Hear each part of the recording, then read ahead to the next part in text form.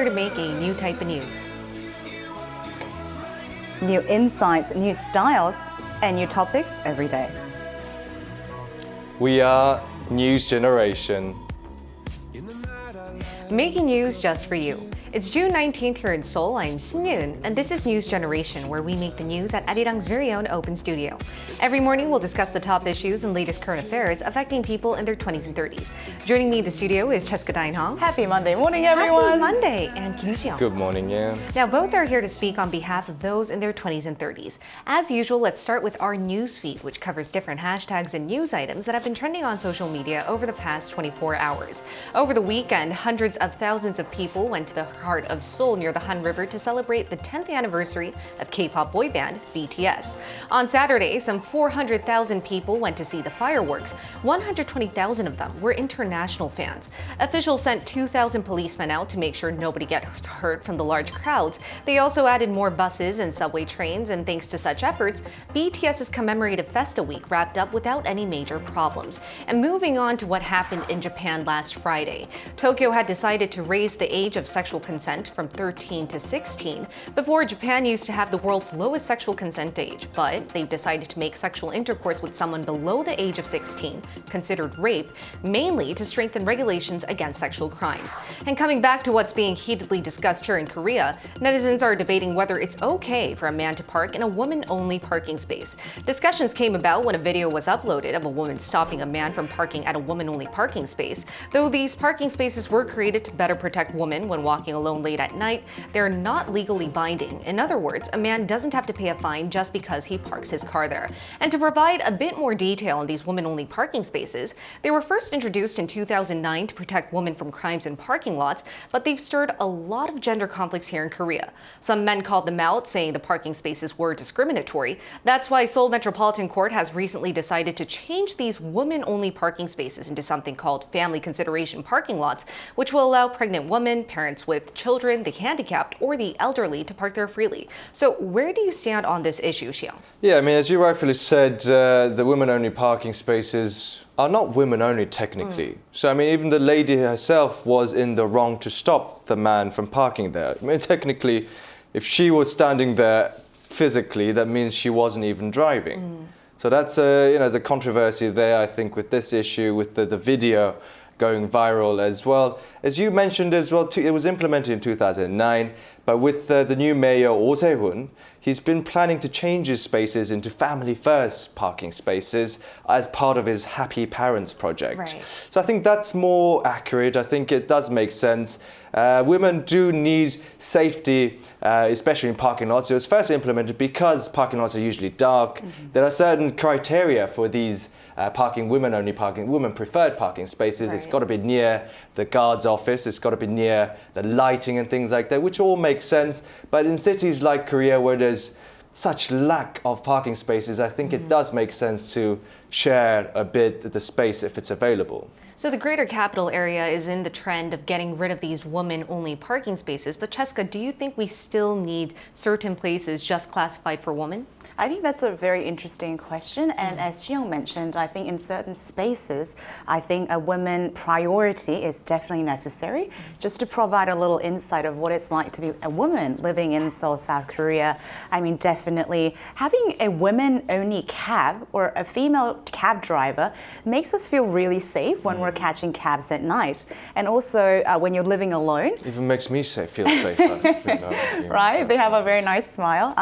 But even as a woman, it's preferred to live near the main street, so you have more access to light, as you said, and faster access to police office, and you don't have to go into the alley where it's too dark, and of course a lot of accessible to CCTVs and cameras around, and maybe giving a priority option to single women might be advised in some circumstances. That is a very good point, and that was our news feed for this Monday. Let's move on to today's discussion topic. So we're going to cover something very relatable to most of our generation, how we perceive work and our career. Take a look at the screen to find out more. 351,000. That's how many more people have a job in Korea this year. Statistics Korea found that the total employment in the country in May has spiked compared to a year ago. At the same time, the number of people unemployed came down to the lowest we've seen since May 2008. the figure decreased by over 100,000. Experts have analyzed that the job market has revived thanks to COVID-19 subsiding and more people going outside to do more activities. But total youth employment kept dropping on year. For the 7th consecutive month, it seems fewer people aged between 15 and 29 were in work. Today, NewsGen aims to answer 3 questions. 1. Why isn't the younger generation looking for lifelong jobs or companies they can stay at? 2. What are their key traits that have changed company welfare policies or regulations? 3. What are some key issues or intergenerational conflicts that have popped up at workplaces with these young workers? How our generation works and what we look for in the workplace. We've discussed this a few times already on NewsGen, but today we'll talk about the younger generation's tendencies when it comes to employment, specifically by summing up what has been happening over the first 2 quarters of this year. So why don't we start by first listing out the key traits of those in our generation who actually work? I know we've covered it extensively in the episodes leading up so far, but just to summarize, I think it has everything to do with circulating self-worth or self-fulfillment. So one of the strengths of Korean economic growth so far has been this idea of collectivism, where you put the group before your self-interest, which has worked amazing.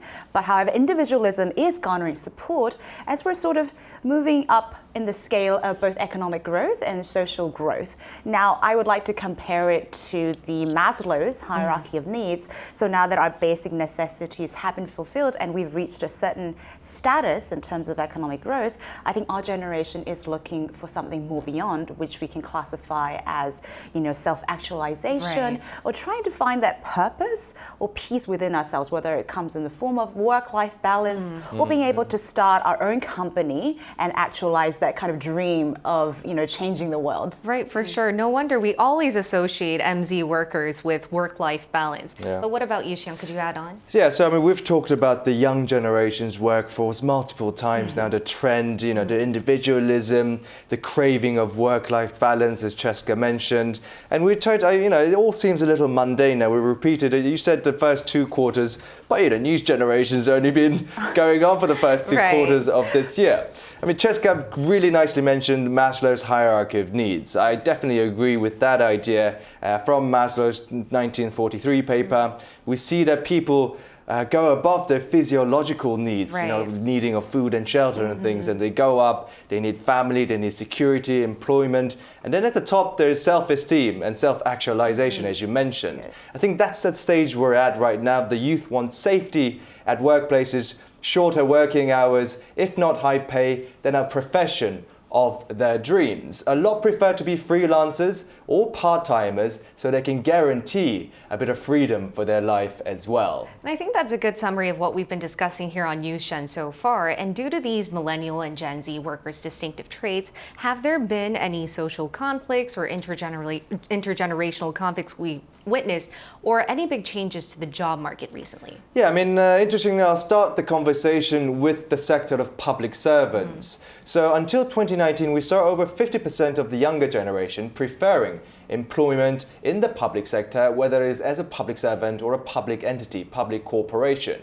However, that figure is dramatically decreasing in the recent months. Let's have a look at the screen. According to the Seoul Metropolitan Government, the number of public servants quitting before 5 years have increased by a whopping 7.2% from 39 people to 281 people between 2013 and 2022. The main reasons for the youth quitting public servant positions is, first of all, the extremely low pay. The entry-level public servant in Korea gets paid a mere base rate of around $1,500, clocking around 1,800 when accounting for all the extra pays, various additional support pays such as food costs and position support, alongside including overwork pay. So public sector is also infamous for inability to change the hierarchical structure and the unwillingness for workers to make structural changes away from the usual stressful and unfulfilling like job environments. And I think the survey you just introduced really reflects our intergenerational conflicts. Our parents' generation might think that being a public servant is the best job, you know? Absolutely. It all comes down to stability. Exactly, yeah. But whenever I talk with my friends, it's not really about stability anymore. As you mentioned, it's self-actualization and earning a lot of money real quick. So would you like to add on to how our distinctive traits could actually cause these intergenerational conflicts or change up the job market? Absolutely. So Xiong mentioned about the public sector, and yeah, and I agree with you. I think in our previous generation, if your son-in-law or daughter-in-law had a public servant job, I think they would welcome it with a very open arms. Be like, come join our family. You're like a 10-year professor. But it's very interesting that Xiong brought up the stat that a lot of more people are actually moving away from public service. Now, I want to talk about the private sector, and I recently came across a very interesting survey done by Job Korea that almost half of the MZ employees do not want senior executive promotions. Oh, well, really? Yeah, they don't want that promotion itself. So I don't know about you, but I was actually a bit surprised. So let's That's take the cherry on top. I know. So let's take a look at the reasons why they did not want this promotion. So more than almost half of the people said they don't want the pressure and the responsibility that comes with it. Now, this I thought was very interesting and worth noting because now MZs think that the title, the prestige, and the status that comes with it, and probably, obviously, even the senior executive lucrative compensation is just not enough. It's just not enough to handle that kind of pressure and responsibility, and they prefer the work-life balance. This could mean that now employers need to provide more than just simple compensation to keep the MZs at the company they want. For sure. Then what do you guys think are the pros and cons behind hiring millennials and Gen Z workers in the first place? You know, I mean, I'm all for MZs, so I think there are only pros, but that's not true. But I want to provide a platform for a more comprehensive discussion here, because we've had misnomers like we're quitters, we can't handle the pressure. And of course, some part of it may be true, but I think a different perspective is that now we're finally upgrading to the next level where we are maybe radical, but willing to look for something that is beyond just a salary to keep the roof over the head, whether it be a purpose or a passion or maybe peace within. So just to give you an example, while some people do choose to have more personal lives, some of my friends are becoming CEOs, co-founders of companies to change the world at a very young age, and even some IPOing so that they can execute the ideas in the way that they want to. Could exit with a lot of money. That's why they're IPOing. That very monetary compensation is always an important thing. So what do you think are the strengths? I mean, in a different perspective, I've recently watched a documentary on Korea's younger generation employment trend in the perspective of both employers and employees. And interestingly, it seems that at least past 5 to 10, 15 years, all the employers are having a difficult time finding employees, especially in certain manufacturing sectors, but all across the sectors. Even, you know, restaurants or even bars and clubs all have difficulty finding stable workers for their workplaces. For example, according to the Ministry of Labour, in the first quarter of 2022, we saw a rise of 22% in the number of companies looking for new employees. Only 30% of that was filled, and 70% remained vacant. And that caused a lot of problem, and it seems like a lot of MZers, well, the young generation, do want to work in a more modern sector, you know, where it sounds fancy. It's just like your friends, Jessica, you know, starting something themselves. If they're a brilliant idea, because you get the web, where you can see a whole pool of information about everything. So you get all different ideas. You're like, oh, this is something I could try myself. Which is innovative, which is making the economy go forward. That was happening in Korea before with the SMEs, which now have turned into big companies like Samsung and LG. So that's very positive, but it's more difficult because there's a lot more competition. I'd like to talk about how in the documentary as well, according to Statistics Korea, between 2019 and 2022, both May, we saw an increase of 41.1% in logistics and cargo storage business, including delivery drivers. So a lot of people are giving up their stable jobs to go into sectors which might be less stable, but more guarantee a personal freedom. Yeah, so I mean, pro seems to be that everybody's looking for a job that fulfills your heart's desire, but the con might be the lack of commitment, creating a generation of skilled laborers. Which would be hard for people who are actually looking for long, committed employees at the workplace. And we're going to include another millennial in our talks to hear more from those who worked before in our generation.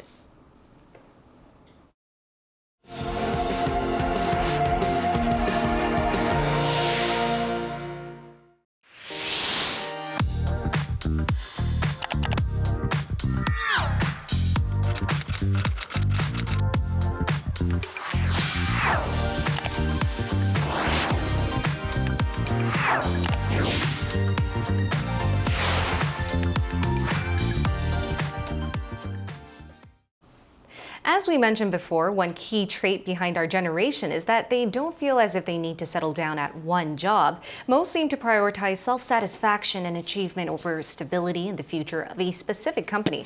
That's why we have an interview with one millennial who can relate to this. It's Hannah Lee, who used to work as a marketer but felt like she needed a break from work. Great to have you here, Hannah. Good morning, Hannah. Good morning. Thanks for having me. All right, Hannah, I'd like to ask you the first question. How long did you work as a marketer for, and why did you decide to quit your job? So I worked as a marketer for about a year and 7 months, and I decided to quit because I needed a career break and wanted some time for myself. All right. Hannah, I have a lot of friends who always kind of talk about quitting the job, but are too afraid to do so because, of practical fear. Your income becomes stalled and, a sort of gap in your career history. I mean, weren't you afraid of these? And what was your thought process there in terms of overcoming these?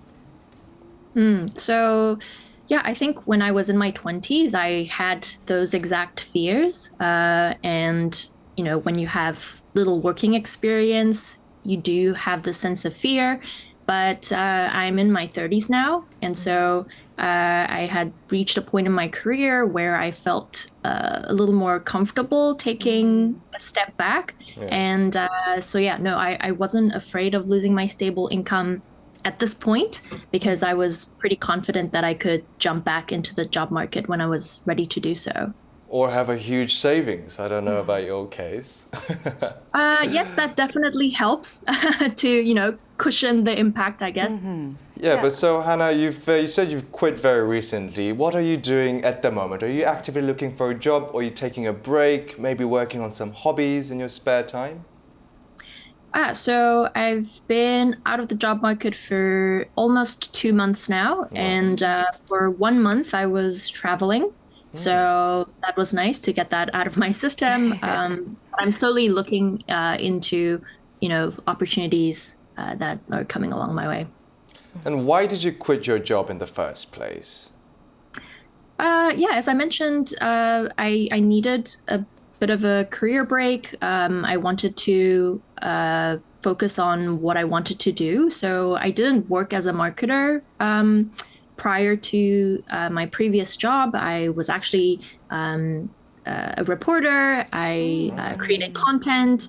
And so, I think I needed time to evaluate and sort of recalibrate my priorities. So that's what I'm doing. And Hannah, I think a lot of people can relate to what you're saying. Everyone wants a little break, but it's really hard to take that step and have the courage to, really take a break from everything. But how do you perceive career? What do you think our generation in particular thinks of when it comes to their career path or their occupation?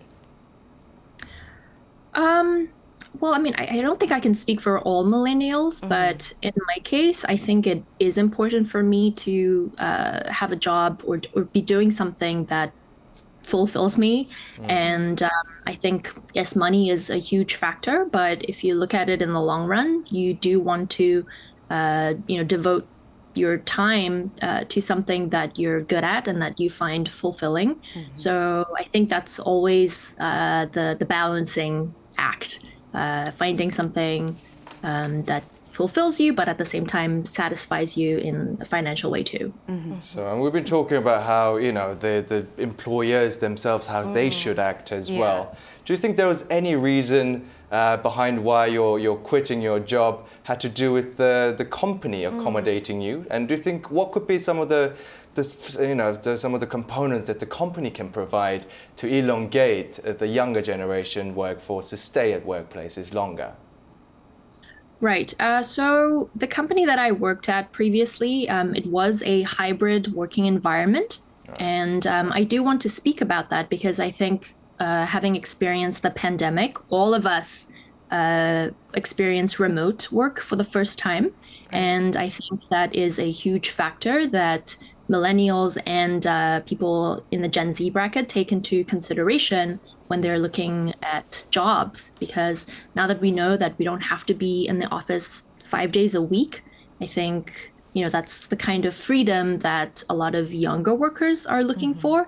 And I think, the older generation too. It's, a level of freedom that I think we could all get used to. For sure, as long as you're good with your job, good at your job, efficiency comes first, I believe. Yeah. Right. All right, thank you so much, Hannah. It was a pleasure to talk to you today. Thank you, Anna. Yeah, thanks for having me. Thank you. And before we continue our talks, we're also going to hear what our global viewers had to say on today's topic. We asked if they ever wanted to take a break from their job like Hannah did. Take a look at the screen. The Power Ranger 200 said, yes, I do badly. When the timing is right for my money, I'll begin my own business because you'll have more money than a regular job, depending on what type of business you'd like to do, life coaching, photography, e-commerce, etc. Hussein Demir 5909 said, I saved most of what I earned and quit 6 months ago. My health improved a lot after quitting, but people see it as weird if you're not working.